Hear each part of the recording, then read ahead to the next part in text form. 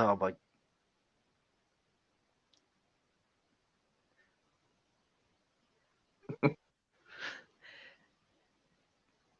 It looks like we've lost the countdown. 1 minute. No, we're live on YouTube, but not on Facebook. Okay. Should we just go live on YouTube?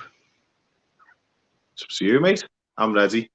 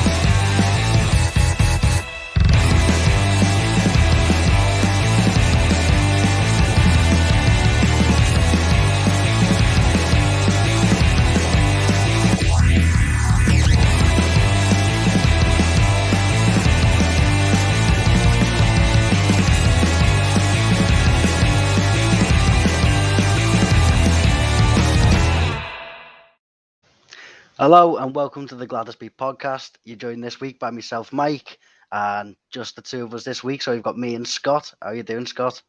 Yeah, not too bad. Trying to remain optimistic as much as I can.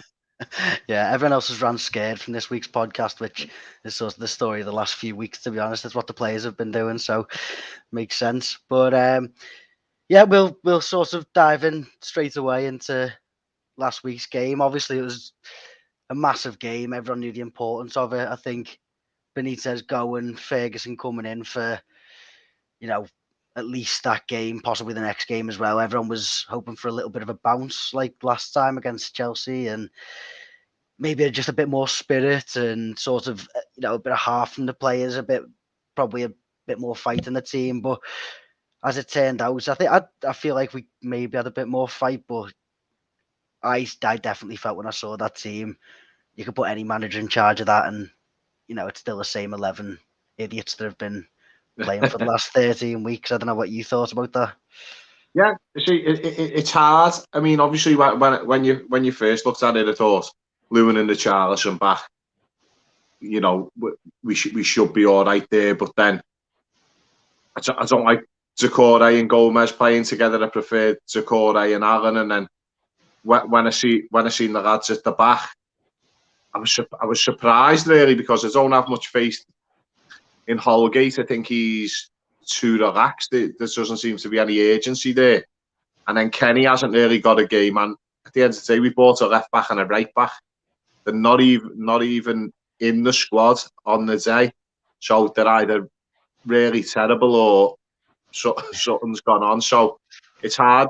And I think just from the get-go, you sort of, you want that reaction off the players, and it did look a little bit like that. But then it's the same old problems still sort of look like they exist. Yeah, and they will. Yeah, I just say, I mean, when we were on the way to the game, obviously Alan was on the bench, but just seeing that midfield of Decore and Gomez in what was quite a solid forward as well.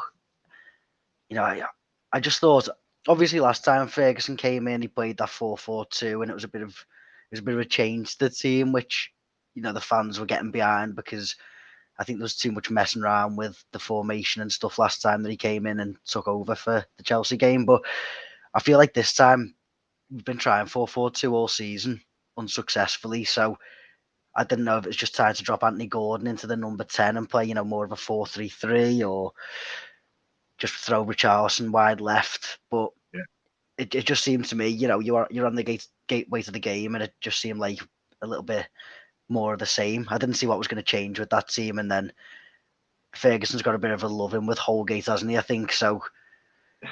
He was always going to play. Apparently, he's a bit of a leader though, behind the scenes, Well, you can see that. You can see that to an extent.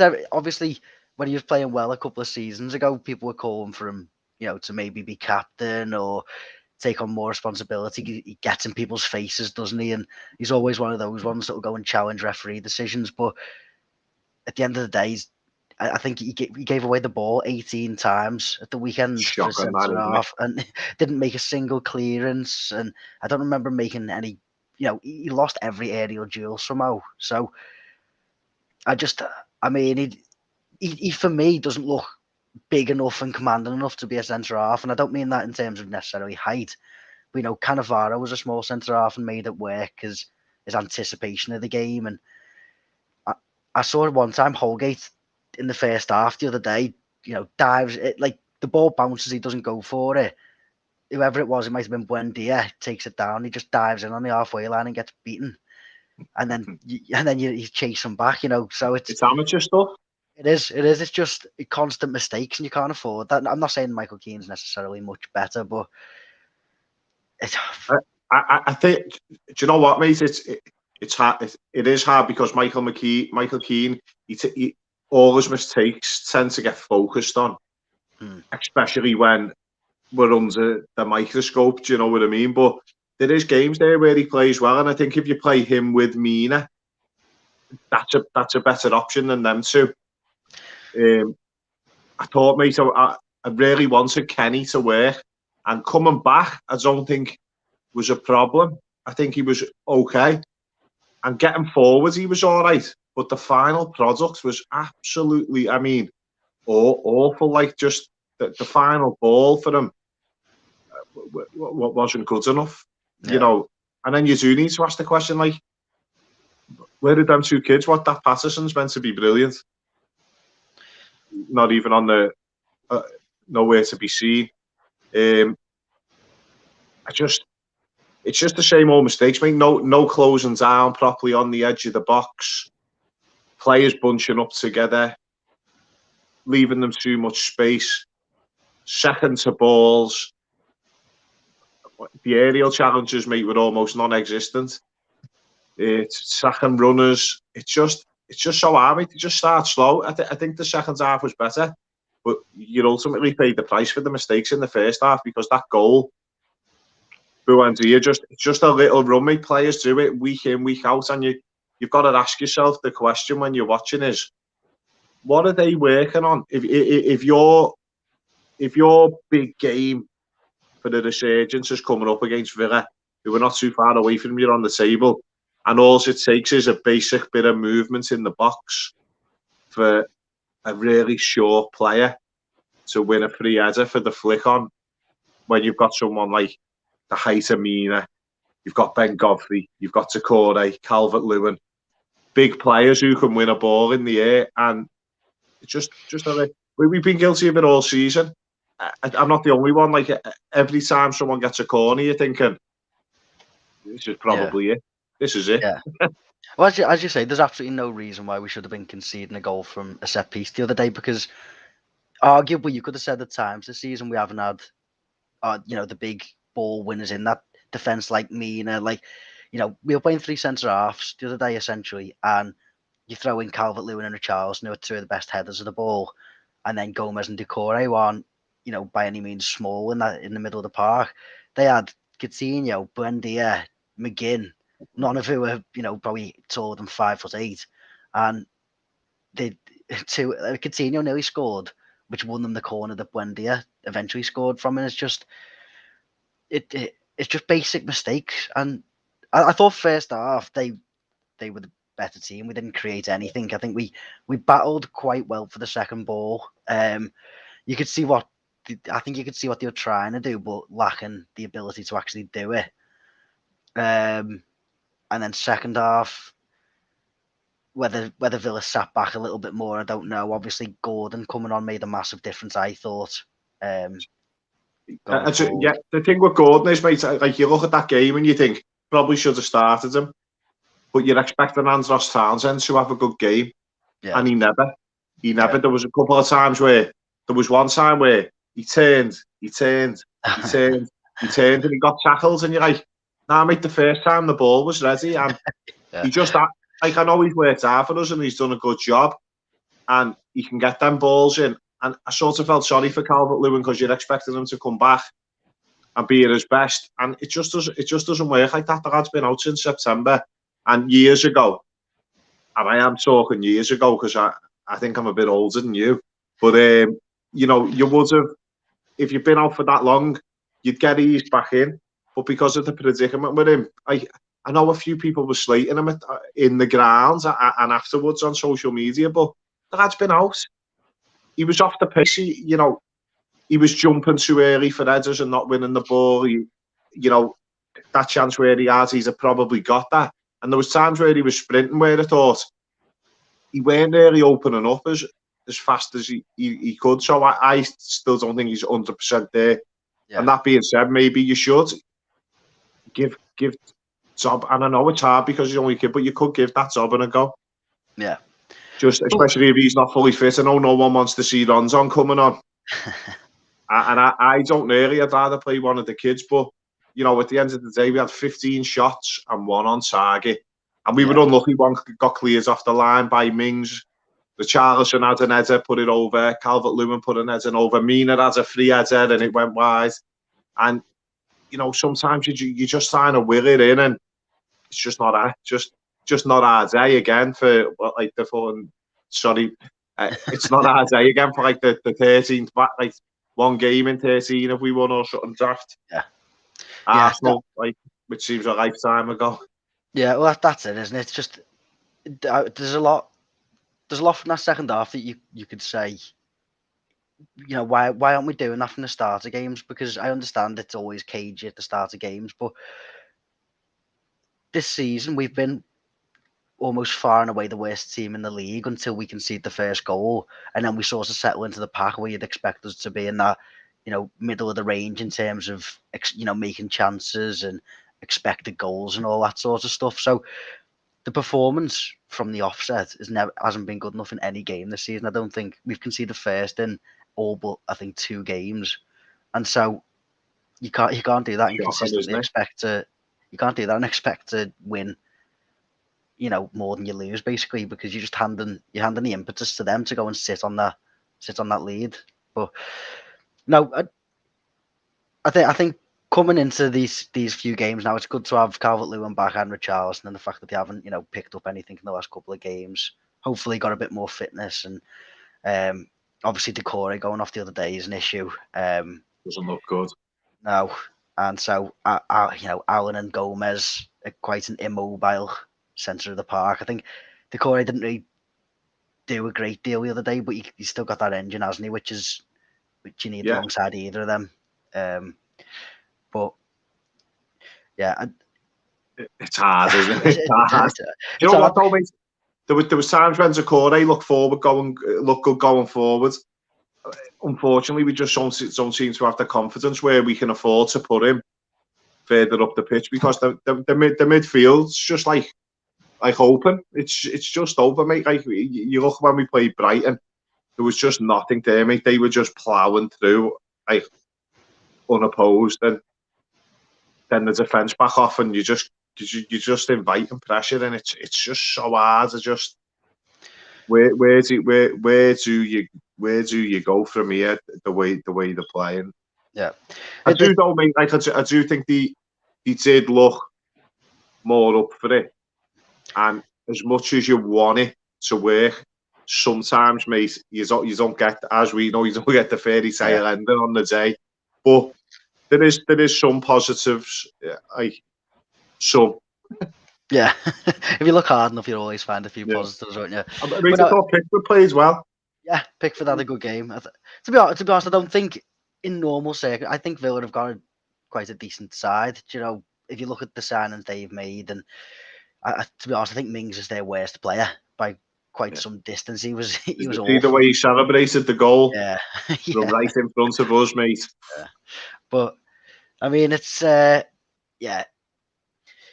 it's not ideal, but as you say, you need 6 points, don't you, from these next 3 games, the ones coming up. So it's Newcastle, Leeds, Southampton, and Brentford in the cup in between. Yeah, sadly it's almost got to that point where the cup game doesn't really matter. You know, I think 6 points further along the line, so we beat Villa the other day. You can look at the cup and put all your eggs in that basket for something to cheer for this season. But depending on who does end up coming in, and we'll talk about that in a minute. But it looks like it might be Vitor Pereira from what you're seeing on social media. That doesn't inspire confidence in someone who's going to go and get you the points you need to stay up, does it necessarily? Do you know? I just think, from what I've heard, the players want Ferguson to have it till the end of the season, right? And if they believe in that, then some of them have been around at Everton for a while. The managers they've seen off is ridiculous. So you've got to give them someone they can relate to, someone they trust, someone they're going to buy into, someone who's going to tell them straight. Now is this the right time to bring a foreign manager in who's left picking up the pieces, who is going to have to get to know the players and want to input a new system when we don't seem to be able to play any system? And I said it last time. I know you weren't on the podcast last time, but I'm done with these different names and messing around. And I think if Moshiri wants to keep Mike, it's like standing in dog poo in the street, walking around the corner, cleaning your shoe, standing in it again, and you're just not looking at the floor. You say insanity is doing the same thing every time and expecting different results. But we've been there, done that. The list of foreign managers is endless now, like the last few years. So I'm not saying Ferguson's a great tactician. He might, you wouldn't blame anyone if we got dragged right into the bottom and it was a real struggle, because it already is. But I just think, you know what? Sometimes you find the diamonds in the rough, and if the players want them to be there, I'd be quite happy for them to be there. He looked a little bit better than they have done, and maybe he just needs a game or two. And I just don't. I'm just not feeling another. It's nothing to do with them just being foreign, Mike. I just think it's going to be harder for them to relate to someone new. It's very difficult. Here we go again. It's a very difficult thing, isn't it? Because obviously appointing a manager like Vitor Pereira, who I believe has been interviewed now at least twice, possibly 3 times for the Everton job. He might have got one in the summer as well when we went for Rafa. But he's constantly been around the club, like every single time we've sacked the manager, which is basically every season at the moment. He's always there looking for a job. And so if you're going to take someone on like that with a style of play and this sort of ethos about to set the team up, if you do that in the summer, then for the first month of the season, you can have those dodgy games where it doesn't quite click, and you can say they're adapting to the new style of play. But bringing someone in now with a very defined style of play, like I believe he likes playing a sort of 3 at the back / 5 at the back with wing backs, and playing with the 4 across midfield, and including the wing backs, and then 3 up top. And how are we going to start implementing that at this point in the season? If he comes in now, is that going to be implemented in time for Newcastle? No. And then is it going to be implemented in time for the games against Leeds and Southampton, which are massive 6-pointers for the fact that we can't afford to lose them otherwise? Where we'll be one of the favourites for relegation if we lose those games. Mike, I've got it written down. Newcastle are 4 above us. 4 points behind us. Leeds are 3 above, and Southampton are 6 above. So if the results go your way, our way, and you get 6 points from them, you're potentially up to, how sad is it though? You're potentially up to like 13th and 12th, and I'd be happy with that at the moment. We've got games in hand. Yeah, we've got the games in hand as well, but it's all well and good having the games in hand, but at the moment you can't really see the teams that we're going to beat, regardless of having those games in hand. I wouldn't necessarily feel fully confident about us beating Brentford in the FA Cup. Mike, at the moment, I wouldn't feel confident about us beating anyone. Yeah, I'm not even joking, mate. Honestly, like, can you? I mean, imagine you were an Everton fan on the coach up to Newcastle going away. You're not confident, mate. You're thinking, oh, it's going to be a long drive home. But at some point, mate, it's like, I can't tell you. Well, I could have looked at the results and when the last win was, but after that Arsenal game, you thought, like we might get a result here. Oh, I don't think we're gonna get. And now you're just going.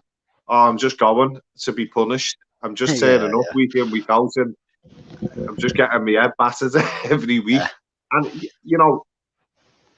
it's like the atmosphere the other day. You wanted it to be bouncing, and there was a little bit, but I think everyone's just sort of like struggling. I sort of think the fans resigned, are struggling aren't as much they? as the players. Yeah, because you can see it. It comes through from the players that they're obviously lacking in confidence, and it's the same. Broadly, the same players who played really well for the first half of last season. Decore. I know Gomez has had a few, definitely a few games sort of at the start of this season where he looked like he might be back to his best. I know when he came on against Arsenal, he had a really good little cameo, didn't he? And it's like those players have played well this season, but collectively now they're just shot to bits. Andros Townsend looks a shadow of what he did, and obviously that was going to come because those first 6 or 7, 8 games he was excellent and scoring, a goal a game. Same with Damari Gray. That was obviously going to come to something of an end, and it was going to level off. But you just look at them, and their heads are down. The body language is awful. I know Richarlison's always had a bit of a moan, but it just looks like constantly, everyone's just Yeah. waiting for the inevitable, and it's how you snap out. I know one or two decent wins can turn the whole season around and put a new perspective on it, but you just need to get over the line in one of those games. Maybe a new manager coming in with a fresh pair of eyes, mixing up a bit, maybe throwing Patterson right wing back if he's not quite up to it at the moment defensively. Something like that could work, but it's a huge gamble at a time when we need certainties, don't we? Really. What would you like, Mike? Like if you could pick what manager wise, what would you fancy? Because we had this discussion last time, and I just I'm just I couldn't even pick someone and think they're gonna come in and do a good job, and I just don't know. I don't know anymore. I'm not even Mike. I'd love to be able to sit here and say, right, if we got this fella in, he could do this and do that, and he's done this before, and I just I just want Ferguson to potentially get us a couple of results, or whoever comes in to do well. But personally, I can't think of anyone who. Well, I think Lucien Favre would be my pick of the bunch in terms of having that sort of reputation of building clubs up from, sort of getting the best out of players and then building the club around that and sort of gradual progression. I think he's one that if you got in you could give a 3-year, 4-year contract to and just give him time with the team. And I think he's a good manager, and a good manager with a proven track record should be enough to get these players out of it. Even if you just do that for the next 6 months and then start implementing your ideas. I think a good manager does that.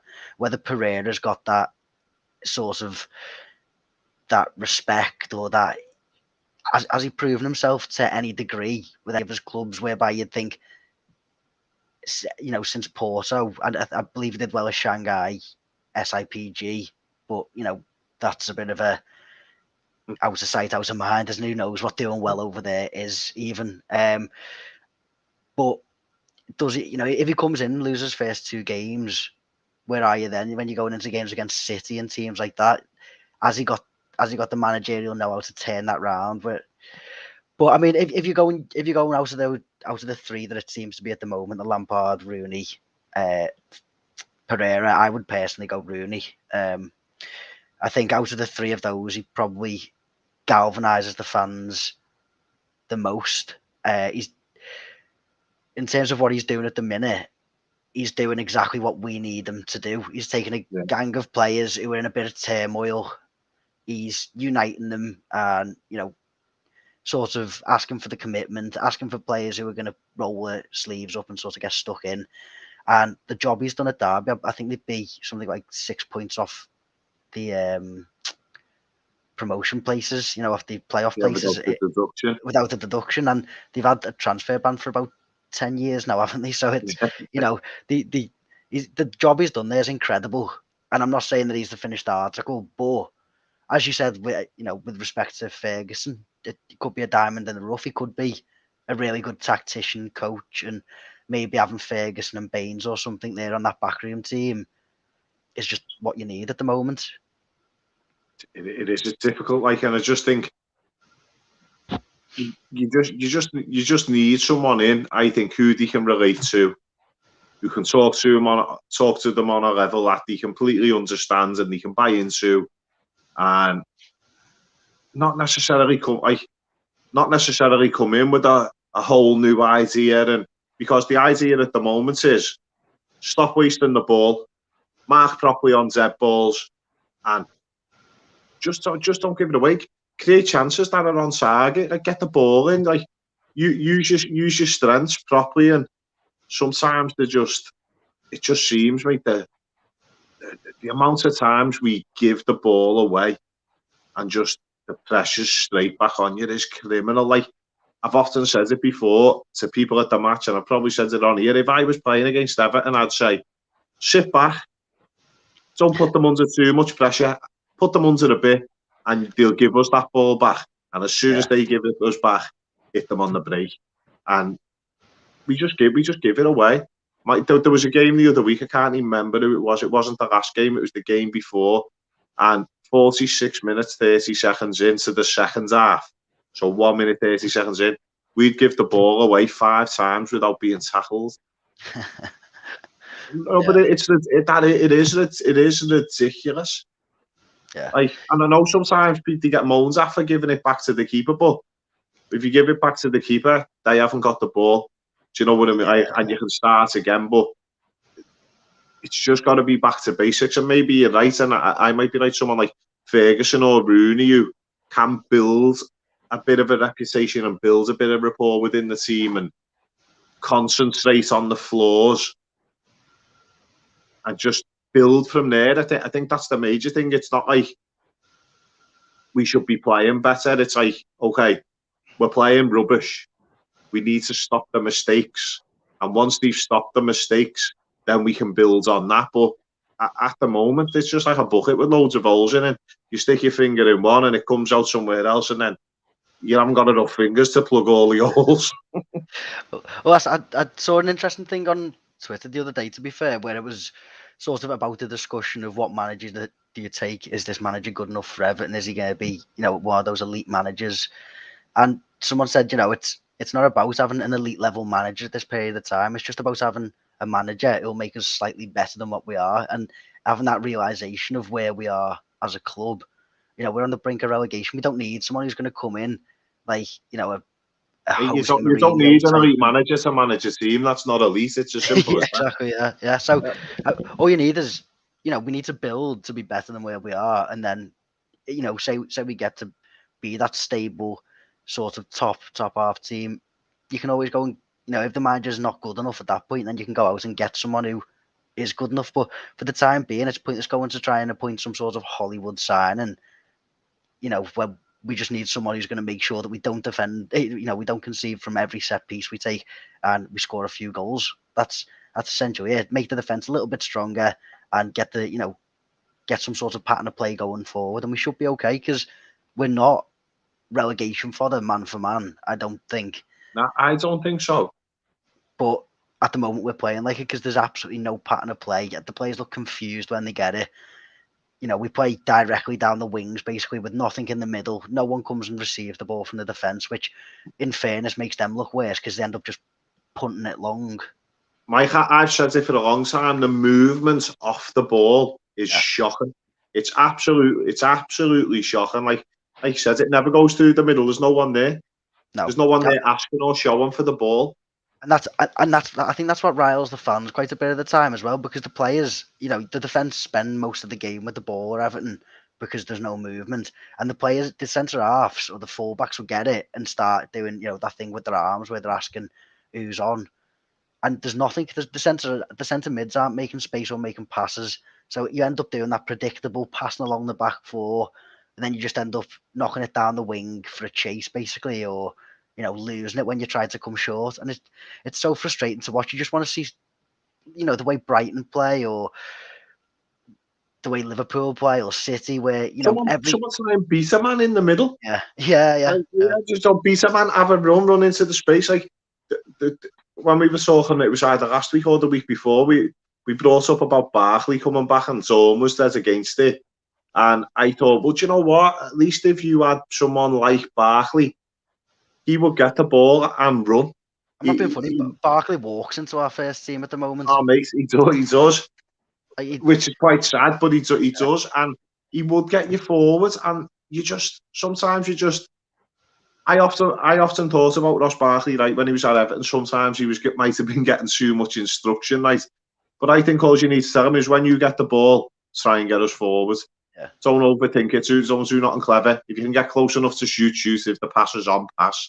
Like how many of our centre midfielders can actually take the ball on the half turn? At the moment, it seems like it's the easiest job in the world, because between Gomez, Decore most of the time, and Allen, the majority of what they do is get it passed into their feet and directly give it back to the man who's just passed it to them. It's just recycling the ball for absolutely no reason. It's for the sake of moving the ball. So I'd definitely have Ross Barkley back, to be honest. And I know that's probably not a massively popular opinion, but I think at this moment in time, it's just about having players with different abilities than what we've got, isn't it? And Ross Barkley's definitely got more going forward than any of those others in the midfield have got, especially if Decore's out now for any length of time. But yeah, so moving on to sort of transfer possible speculation. I don't know what you've seen. It's all gone a bit quiet, but I suppose when you haven't got a director of football or a manager or anyone in control of the club,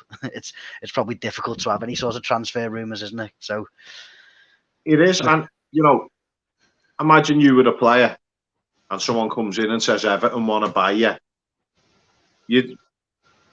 I can't imagine where they'd have to be playing to want to come. Yeah. I know, honestly, because like I said, there's no director of football. The problems stem from the very top right through to the bottom. There's no permanent manager. I'd be looking going, they've just signed 2 kids there who were meant to be great. Can't even get a game. Getting played behind John Joe Kenny and Ben Godfrey out of position, really. Yeah. So, like, you'd be thinking, oh, go to Everton. And if you were a striker, you got to think, am I getting a game above Calvert-Lewin and Richarlison? Probably not, because anyone who we are in a position to buy isn't going to be as good or better than them. And I think, unfortunately, that's just the way it is. And I think there's a few people, well, probably a lot more Evertonians, and a lot of them don't like me, to be fair. I get a bit of stick online if I voice my opinion properly, but I just think there's a lot with delusions of grandeur. And, realistically, you've got to look and go, this is where we are. People go, oh, Brighton, they're not that good. I'll tell you what, mate, what I wouldn't give to be in Brighton's position. Yeah. Right now, who are you going to get, Mike? Who's going to come? Who's going to come at Premier League level or better than what we've already got? Who's going to come to Everton?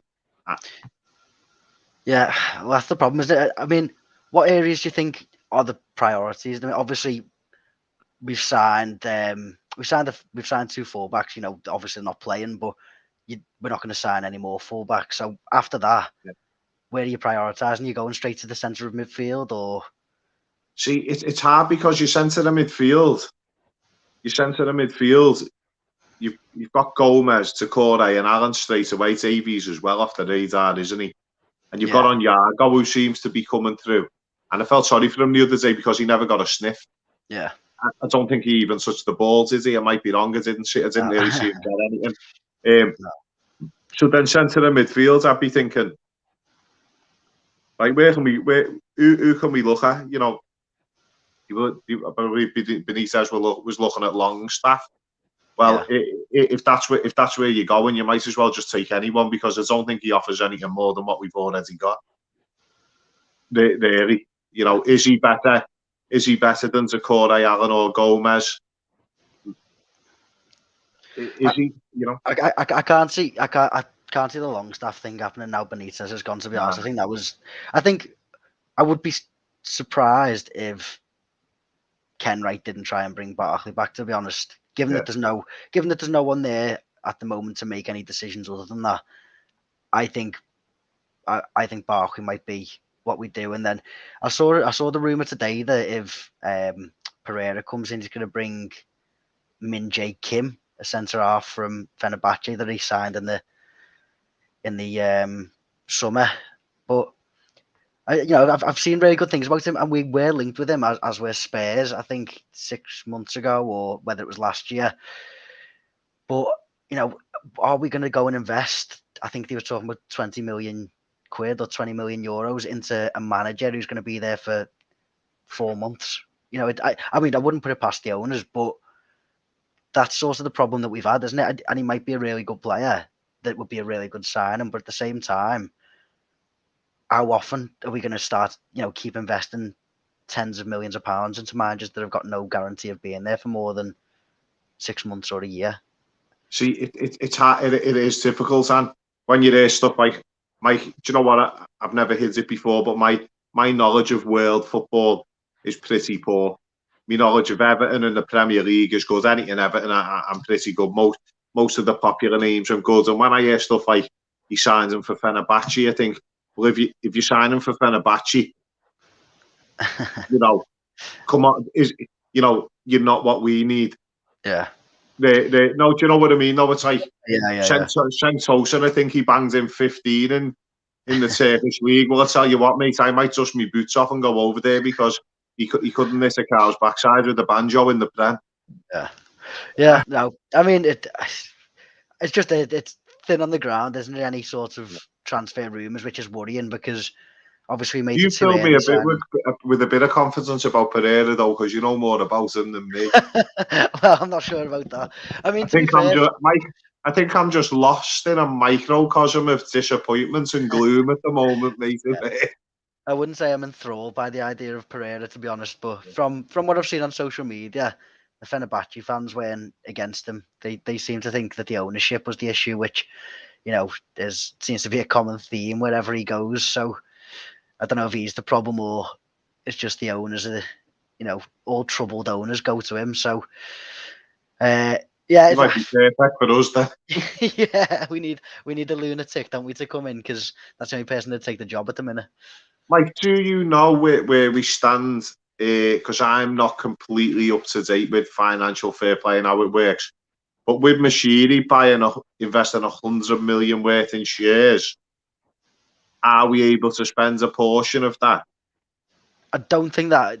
My understanding is it doesn't massively impact how much we have to spend. The bigger issue is the fact that we've got Luca Dean's wages and James Rodriguez's wages off the books. That's a bigger deal because Luca Dean was on 100 plus, maybe 120, 140, and obviously James was on an extortionate amount. Yeah, so that's freed up money in that sense. Whether you go in loan signings or whatever, that was a big factor in the affordability because that was a regular outgoing. But I'm not. I believe it loosens the purse strings slightly in terms of improving the squad, but it mainly just secures other debts that we've got. Because we're hemorrhaging money from a financial point of view. So I think, from what I understand, it helps. With the building the ground and just making sure the club don't look like they're absolutely debt ridden. So. It's not like he's put 100 million in and we've got 100 million to spend. Therefore, it's not that. But maybe you'll see some wiggle room. Maybe I don't know who we'd actually manage to sell, but maybe we can collateralize some of the Moise Kean money that we're getting in 2 years' time, something like that. But you'd have thought there's something, to spend. We're probably got a little bit more wiggle room now they've gone, but it's still looks bleak for the foreseeable until you get the likes of Fabian. I mean, players like Fabian Delph, he's out till the end of the season now, isn't he? And that's just one of the worst signings the club's made. And he's got a lot of competition for that when you think of Alex Iwobi. The list for that comment is endless, isn't it? Yeah. I mean, even the ones we got rid of, like Nias, it's just it's 6 or 7 years, isn't it, of just absolute ridiculous signings, basically, which has crippled the club. And we've got no one to blame but the owners and the. Did you see the clip of Ken Knight coming out to talk to the fans? Yeah. Do you know what? You've got to give him some credit for talking, but when he went, You've had some good times at also, as I've had to hit him with me steak pie there, Yeah, mate. yeah. I know it must it's hard, isn't it? Because that's been going on for 15 years now, and what's it going to achieve? I understand the stay behinds, and I know everyone's got their own opinions on the stay behind, and they'll call everyone that doesn't stay behind a happy clapper and accepting of what's going on at the club, and you're entitled to your own opinion. But for me, I just think, how often do you do that? How often do you do them stay-ins and things? Because it obviously isn't resonating with the club. Yeah, I don't think, people saying to Ken, right, resign. I mean, imagine the dough he's on. He's not just going to Yeah, walk away. yeah, And he's been here. He's been here before. He's been through all this before. So I should imagine he's got pretty thick skin. The amount of flack he's had over the years, I don't think this blip's going to bother him. yeah, I think if he went down, he'd go. But yeah, if that doesn't happen, then I can't see why he was, because he's done it all before. yeah, yeah. Aye, but what can you do, eh? I mean, it's well, Just keep going and singing. Just keep yeah, going and yeah, singing. yeah. That's all you can do, isn't it? Yeah. I mean, we'll know what sort of position we're in after the end of the transfer window, I assume, because once everyone's done the business, and as I was saying to you before, when you know who Newcastle have got in and what their squad's looking like, when you know who we've got in, what areas we've addressed, and who the manager is, that'll give you a better idea, won't it? Whether, for better or worse, whether we've done good business. But moving on to talking about Newcastle. So next game against Newcastle, what are you thinking about that? It doesn't seem as though they'll have loads of new signings in, and if they do, obviously that will have to be done in the days leading up to the game. So whether they'd actually play or not, but we've got two games against Newcastle, haven't we? With the cancelled one, the Yeah. rearranged one. So they're obviously two massive games now They're for big, Arsenal. big game. They're big game. I mean, Mike, you know what? Every game's been the biggest game of the season since we beat Arsenal for me. Yeah, And I just hope, like, they've just got to start learning. And I know it's hard. It must be so difficult as a manager and as a player when your confidence is low, just go out there with a positive attitude. Let's attack, and then you concede, and you think instantly, like, they must think, here we go again, just like we do. So I think the route one has got to be not to concede, especially at Newcastle, because if you can not concede, they they lead goals. Their goal difference is poor, and they're not the greatest side. So the opportunity's there, but I think our strongest is the three in midfield if they're all fit. But Decore, he's got a couple of weeks, so hopefully he's back. And then after Townsend's last performance, I'd have to start Gordon, because, like, I think he come on in the 54th and he was like most chances created and etc. etc. So I just think, just to appease the fans, I would start him, because he instantly gets the fans on board with his work rate. And then Damari Gray has a similar work rate, so he's a must start for me. Calvert-Lewin, I would start, even though I said before, like, he needs easing back in. I still do believe once he just gets one goal in, I think more will come, and it'll take a bit of pressure off everybody else once they see him put one in the back of the net. And as for the back, mate, I don't even, if you'd have asked me 2 weeks ago, it would have been Patterson, Mikalenko, is that? Yeah, it is yeah, Mikalenko, yeah, isn't yeah, it? Mina and Keane, or Mina and Godfrey, or Keane and Godfrey. But it's probably going to be John Joe Kenny again, and I don't know where you go from that, because it doesn't fill me with any type of confidence that they've done the right thing with these signings. Now, Patterson hasn't even got on yet, so I don't actually know what the issue is there. He hasn't kicked a ball for us yet, so it'll be interesting to see what he's like when he does play. yeah. Well, we've got the distraction of the FA Cup anyway. In the meantime, haven't we? We've got some fun before we have to get back to the serious stuff. So, whoever the new manager is, at least he'll have a bit of time, to bed some players in the FA Cup, and maybe see Patterson play. And because I think that's a bit of a free swing now, isn't it? I know obviously the fans would be disappointed to see us go out, but I think if you're coming in, you've got, what is it now, just under 2 weeks to sort of suss out your players, see who you're going to play before you play them against Brentford, and then just experiment against Brentford. I think is probably what you've got to do, isn't it? Before you play a league would, game. mate. I think I would start Dobbin against Brentford because, to be honest, mate, as much as everyone wants a good cup run, that'd be great. But I'd rather not have a cup run, considering the position we're in. Because even if you beat Brentford in the cup, obviously it can instill a bit of confidence. But then that young kid, he might bring that confidence in his performance. He might come on and do something that we haven't seen the other fellas doing, and get a bit of excitement on the go. And it would be good to have a different option off the bench, wouldn't it? I think if Dobbin comes in against the Premiership side and has a good game, then maybe you've got that confidence to just give him 10 or 15 minutes at the end, maybe playing off Calvert-Lewin and dropping Richarlison into the left mid. Because I was frustrated the other day with how little Richarlison was able to get into the game in general. Yeah. He's come on a couple of times, hasn't he, recently, sort of left mid, and had a massive impact on the game when he's picking up deeper and running at people. And I think playing in that number 10, it just hinders him a little bit in terms of, getting on the ball and making a difference from deep. So if you had Dobbin who could do that Richarlison role, maybe with Richarlison and Gordon out wide, or Richarlison and Gray, depending on who you fancy playing on the other wing, I think that's a more dynamic team, to be honest.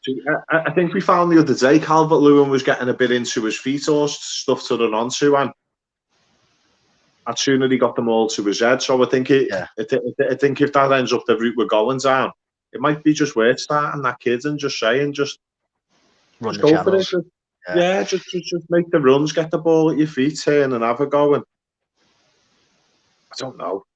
I just don't know anymore, mate. No, I know, but I think Brentford is it's not a must-win. It'd be great if we do. FA Cup at home, and then you go into Newcastle away, get a result at Brentford, get a result at Newcastle, and then you go into play Leeds, who at the moment are 3 above us, and that could be it is, regardless whether we win or lose the next 2 before that. Leeds is going to be a massive game either way. So, we'll go score predictions for the Brentford game then. Come on, let's see how you're feeling for the Brentford game. The free swing that is the Brentford game. For the Brentford game, I am confident that because if I was Duncan Ferguson and I was Leighton Baines and I was on that training pitch, I would be saying the next person who doesn't follow the runner on a corner is getting filled in. To be getting filled in, honestly, because it was schoolboy stuff, mate. If anybody's watching now and they haven't plucked up the courage to watch it back yet because, like everyone else, they're feeling a bit gloomy, just go back and watch that goal and watch how basic. It's just a little shimmy and a run, and he's on his own. And by the time nobody actually realises he's made his run and got to where he is until he's there. And by then you're chasing shadows and it's too late. So my priority would be tighten up at the back and try and stop them scoring. So I'm going to say, and we haven't been prolific, so I'm going to say Everton 1-0. That's a solid prediction. I'll go. I think it's too ambitious to think that we'll keep a clean sheet in any given game this season. I mean, we don't start playing until we concede the first anyway. So I'll go Everton 2-1. I'll go another comeback win. Yeah. Well, I'll say another comeback win. A comeback win. We haven't seen one for a while. It's just got to come at some. It's got to come again at some point, and mate, everywhere. If you were a pundit and you were looking at this, like you'd be thinking like us, wouldn't you? Think that FA Cup game and our next 3 league games. Imagine you come out of them next 3 league games with no points. Yeah. Mate, then what do you do? Like, where you're do right you down go? there. Then you're right down there because if we come out with no points, then Southampton and Leeds have moved away from us, and Newcastle are touching us basically, aren't they? They'll probably be above us at that point. So they are huge. But I mean, we'll look the way it looks, we'll inevitably have a new manager. I can't even talk. By then, we'll inevitably have a new manager by the looks of things. So whoever that is, a little bit of time on the training ground, maybe a little bit of a kick up the backside for the players and an injection of new energy. you just got to hope that resonates with them, haven't you? And they have to go out and show something different. See, if they're gonna do it though, they need to do it. Yeah. Now, don't think it needs to be the next day or two, because if you go another week, you might as well just keep Ferguson for a bit longer, because they wouldn't have the time to, like, what could they do? Like, bring someone in 4 days before the game or whatever. It's just pointless, isn't it? But I just hope it. If they got, I don't really think. For me, I'd just stick with Ferguson for a little bit. I think this break's come at the wrong time, because I'd rather be playing Newcastle on a midweek night than Leeds at this weekend. It'd be fantastic, just so you could sort of like see what happens now. Do you know what I mean? Because if Ferguson had got 2 wins this week coming, you'd think, oh, you know what, we don't need to look for someone else, because this is working for the short term. But this break, especially after the defeat, there'll be a lot of people walking away from that thinking this isn't going to work. Yeah, it's just a bit of panic, isn't it? You just think, we need something now. We need someone who's tried and tested and can come and get the results. But whether that's Pereira, I suppose we'll probably end up seeing, won't we? If those famous Portuguese journalists are to be believed, which, I mean, who knows? But yeah, we'll see. It's it can't get much worse, can it? On the bright side. I don't know about that. I've done it now, haven't I? You have, yeah. I tell you what, Mike. Do you know what? I hope we're sitting here after the Brentford game and we're going, okay, that was a good win. There was loads of positives. We didn't concede. Either we've got to, even if we haven't got a new manager, I just want to know where we stand. Yeah. Whether it is a new manager, whether it's Ferguson, whether it's, I don't know, Paul Gascoigne, but I just want to know where we stand, because at the moment everybody's in limbo, and you just need a couple of good results to get everyone on board and get a bit of confidence back. And hopefully we're here at the end of February and we're going, you know what, we've had at least 6 or 9 points on the board, and that would be a start. Yeah.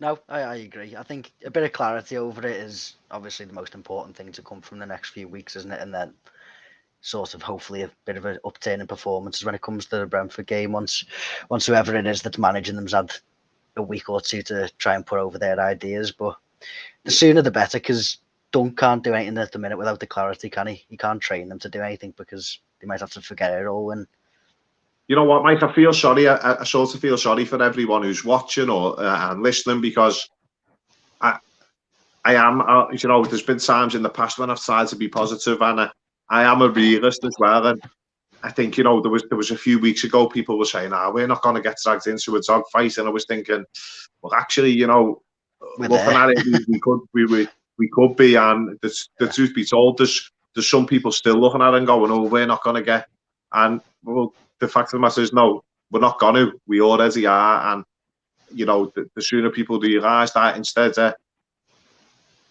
looking at the board, because the fact of the matter is the boards aren't that bothered. So the best thing you can do, if anyone's listening and anyone's watching, is even if they go 1-0 down at home or away, don't boo.